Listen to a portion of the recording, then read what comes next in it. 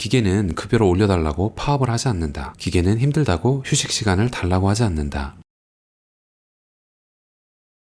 안녕하세요. 따독따독 시작하도록 하겠습니다. 인공지능과 4차 산업혁명이라는 단어는 우리에게 상당히 매력적으로 들릴 것이다. 자동화되어 있는 공장은 인간에게 편리성과 풍요로움을 가져다 줄 수 있기 때문이다. 인간이 해야 할 일들을 기계들이 해주는 세상이다. 인간의 수고로움을 덜어주는 것이다. 이미 많은 산업이 현재 자동화되어 가고 있는 중이다. 단점보다는 장점이 많기 때문이라 생각하면 되겠다. 4차 산업혁명이 오는 것을 두려워하며 반대하는 사람들도 물론 있다고 생각한다. 단순 노무직, 반복 작업을 하는 직군의 사람들이 특히 그러할 것이다. 말 그대로 기계와 자동화는 인간의 단순 노동을 줄이는데 크게 기여했다. 일 자체에서 생각할 필요가 없는 업무이기 때문이다. 프로그래밍 된 대로 성실하게 그저 움직일 뿐이다. 기계는 급여를 올려달라고 파업을 하지 않는다. 기계는 힘들다고 휴식 시간을 달라고 하지 않는다. 기계는 법정 근로 시간을 채웠으니 퇴근하겠다는 말을 하지 않는다. 다소 각박하게 들릴 수는 있겠지만 입장을 바꿔 생각해보면 자신이 업장을 운영하는 주인이라 생각해보면 되겠다. 군소리 없이 밤새 착실하게 일하는 기계와 때가 되면 휴식을 줘야 하고 급여를 올려줘야 되고 야근을 부탁해야 하는 사람이 있다면 어느 쪽을 선호하겠는가? 넷플릭스를 통해서 영화 나의 마더를 보았다. 기계화된 시대에 인간이 가져야 할 자세를 생각하게끔 해주었다. 영화의 제목과 포스터만 봐도 어떤 내용인지 알 수 있을 듯도 하다. 기계가 인간의 엄마 역할을 하는 것이다. 실제로 육아는 엄청난 시간과 노력이 투입되는 것이라고 생각한다. 그것을 기계가 아무런 군소리 없이 척척 해내는 것이다. 기계가 아이를 어루만지는 섬세한 터치와 힘의 세기를 실현시키기 위해서는 많은 시간이 소요될 것이라는 생각이 든다. 아이가 원하는 것을 인지하기 위한 반응 센서 기술 또한 매우 중요하다. 아이는 불만을 표현하기 위해서 울음이라는 것을 선택하기 때문이다. 배가 고파도 울고 기저귀를 갈 때가 되어도 울고 졸려도 울기 때문이다. 어떤 이유 때문에 우는지를 기계의 미세한 센서로 파악하는 것이 매우 어려울 듯하다. 그럼에도 불구하고 영화 속의 마더는 역할을 착실하게 수행해낸다. 로봇이 수행하는 엄마의 역할은 인간으로서는 도저히 해내기 힘든 부분이었다는 생각이 든다. 그렇기에 현재를 살아가는 어머니들은 영화를 보면서 다소 자괴감이 들었을 수도 있겠다. 지식과 이론 부분에 있어서는 특히 엄청난 역할을 수행하기 때문이다. 아이에게 이상적인 교육을 과목, 주제, 분야 가리지 않고 모두 교육한다. 언제든 윤리적인 판단을 통해 인간을 수술할 수 있는 의학 기술까지 가르친다. 미술과 예술, 시사 영역에 대한 교육도 빼놓지 않는다. 심지어 아이의 옆에 늘 붙어 따라다닌다. 기계는 절대 힘들다는 말을 하지 않는다. 그저 묵묵히 프로그래밍 된 대로 역할을 수행해내는 것뿐이다. 영화에 나오는 여주인공이 로봇인 마더와 함께 벙커와 같은 곳에서 살아가는 이유는 바로 인간의 전쟁 때문이다. 인류가 최대 위기 상황에 돌입할 정도로 지구가 파괴되면 벙커는 자동 활성화된다. 기계가 이상적인 인류를 지하에서부터 천천히 재건해 나가는 프로젝트라 보면 되겠다. 벙커 안은 최첨단 기술이 집약된 곳이다. 안전하게 살아갈 수 있는 보금자리이자 쉼터이기도 하다. 먹거리와 생필품이 충분히 준비되어 있는 곳이다. 인류는 이러한 상황을 미리 대비하고 준비했다는 설정이기도 하다. 그 이후 실행은 온전히 기계가 주체적으로 수행해 나가는 것이다. 인류는 여러 가지를 프로그래밍 해두었을 것이다. 위기의 상황이 언제인지, 인류의 적이 누구인지 말이다. 기계는 마침내 판단한다. 인류끼리 서로를 죽이고 가족과 형제를 돌보지 않는다면 그것이야말로 위기의 상황인 것이다. 기계는 인류를 청소하기로 한다. 인간이 인류를 보호하기 위해 만들었고 프로그래밍했던 기계가 오히려 역습을 하는 것이다. 이러한 류의 컨셉은 이미 여러 영화를 통해 우리에게 잘 알려져 있다고 생각을 한다. 터미네이터의 스카이넷, 그리고 레지던트 이블의 레드퀸이 바로 그러하다. 인공지능 컴퓨터가 세상을 장악해버리는 설정이다. 인류를 위해 인류를 제거하는 결정을 내리는 대표적인 케이스이기도 하다. 여주인공은 인간이 본능적으로 가지고 있는 호기심이라는 본성을 잘 보여주었다고 생각한다. 공포영화를 보면 호기심 덕분에 죽는 사람을 많이 볼 수 있다. 좀 답답하기도 하다. 실제로도 호기심과 탐험심 때문에 역사적으로 많은 인류가 죽어왔다. 로봇인 마더는 여주인공에게 바깥은 위험하니 절대 나가지 말라고 당부하고 또 당부한다. 아직 오염으로부터 해소되지 않았다는 것이다. 마치 핵전쟁 이후의 세상에는 어떤 인류도 바깥에서 살아갈 수 없다는 것처럼 말이다. 불현듯 총에 맞은 한 성인 여성이 벙커에 찾아온 일이 발생하면서 일상생활이 꼬이기 시작했다고 생각한다. 이때부터 여주인공은 호기심이 가득 찬다. 물론 태어나서 처음 살아있는 인간을 봤기 때문에 일부분 이해는 한다. 그동안 자신을 보살펴왔던 마더 로봇에 대해 최초로 의심을 갖게 된다. 정말 바깥은 위험한 것이 맞을까?